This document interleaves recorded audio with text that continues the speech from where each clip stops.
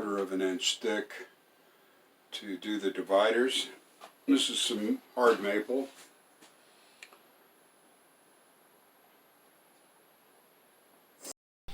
Well, this segment was recorded before I did my safety video, so the long sleeve's not a good idea. I was pushing pretty hard on that wood, and you can see the burning that was going on there. Probably shouldn't have been pushing quite so hard, and probably shouldn't have been cutting as deep as I was. I didn't need to go quite there, maybe only halfway. Might have helped out a little bit. Because of all that, that push stick kind of knocked off. That's not my best push stick, but it was handy at the time. Hey there, YouTube. Alright, I now know my next project. I'm working on this insert for my daughter, the knife holder for her kitchen, and I had to resaw some hard maple. I'm using hard maple, just regular old plywood for the bottom here, but hard maple for the sides because it'll look nicer, I think, that way. But what I really wanted to be able to do is to plane these down to the same size. I'm having to use my belt sander to get them planed down. I got some burning on the sides here. And in order to do it with the thickness planer, it's kind of hard. Maybe you guys know, for getting it this thin. So an old Shop Notes magazine I've got showed how to make a planer sled.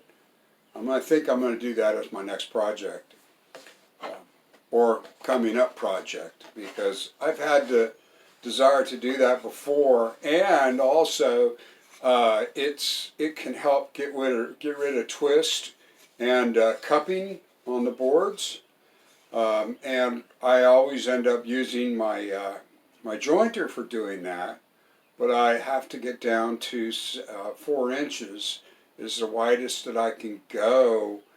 I've seen some other stuff I've never tried where you can turn it around and sometimes go a little farther, but that sled is made to do that. So I could possibly flatten some other boards, provided that they're not too far gone, and get a wider board. So that's what I'm going to try on an upcoming project. But for now, I've got her pretty much settled up here. We've got all our pieces. If I can get the right ones in the right order, because they were all different sizes, but that works there.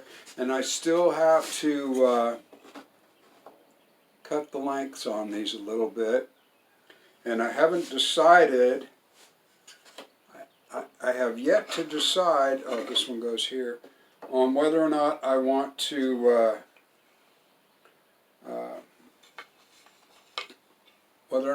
make her, or do these inside of grooves in this plywood, or just glue it down. I haven't decided yet. Kind of a tough decision. But there's that. And then there's, I think, one more for here. But that's the way I'm going to build it. I could, yeah, I just haven't decided yet on how to put this together. Everything is extra long, as you can see. I think I had one like this too. So if I wanted to dovetail, or I just haven't decided yet on how I want to go about making all this happen.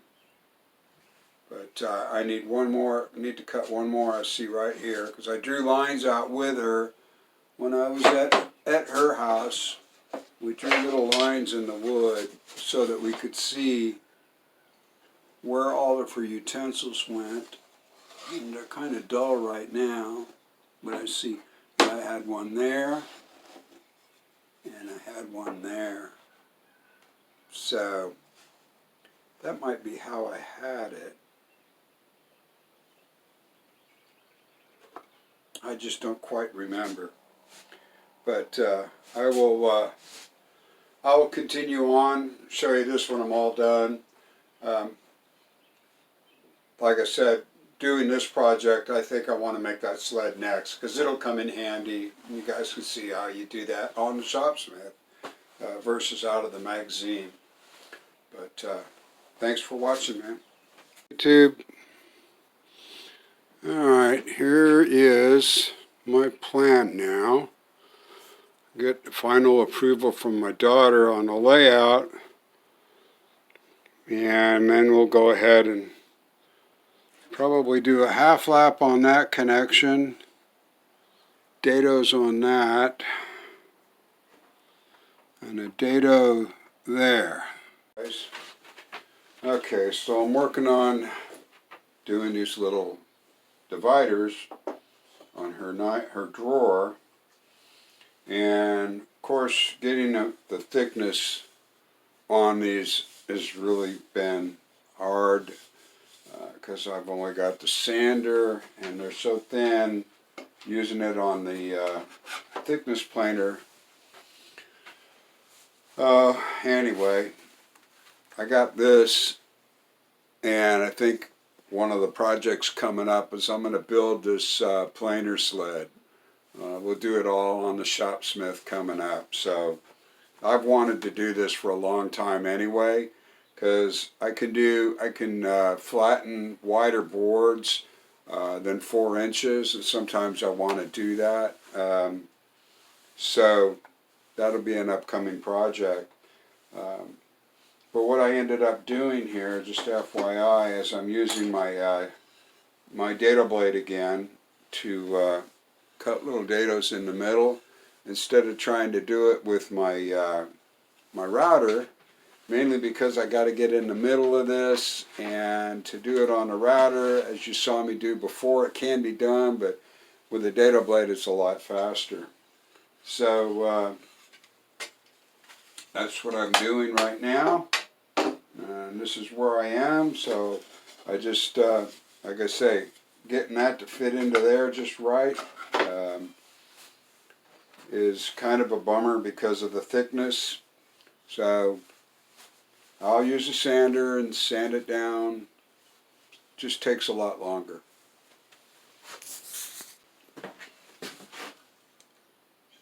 Good morning, YouTube. Alright, so the drawer insert's coming right along now. I've just got to I got to glue these up, set them in place. Here's the what I was trying to say. I don't know if you'll be able to tell, but I've had to chisel these in to make them work better, but that's how they'll fit in. And we'll put one more corner bracket on there to help hold everything straight. But yeah, I haven't glued these in yet, because I'm still kind of wondering right here what I want to do. I'd like these to match up right, so I haven't quite decided on that, whether I'm going to overlap it like that, which is probably what I'm going to do, and then match this one up here so I've got a straight shot all the way across. But almost done. So just to glue up, I may not glue this down. I may take this over to my daughter's house before I glue this whole piece down to it, so that she's happy with the way it is, and then come back, glue it up, and put a finish on it. Being that this is the kitchen, I've got some high gloss poly that I'll put on this, because it's durable. Poly's really durable, becomes really hard, and since she's going to be putting utensils in and out on this, I think that would be the best kind of finish to put on it. So, and that was one of the reasons why I picked maple, because it cleans up really nice, and when you put that poly on there, it looks clean. And in a kitchen for a female, that's really important. So This will probably be it. And one day when I get all my stuff installed in her kitchen, I'll make a series on installing all this stuff. Maybe just a one-shot thing, you know, to see how everything went into place in her kitchen as her kitchen upgrade. So, thanks for watching.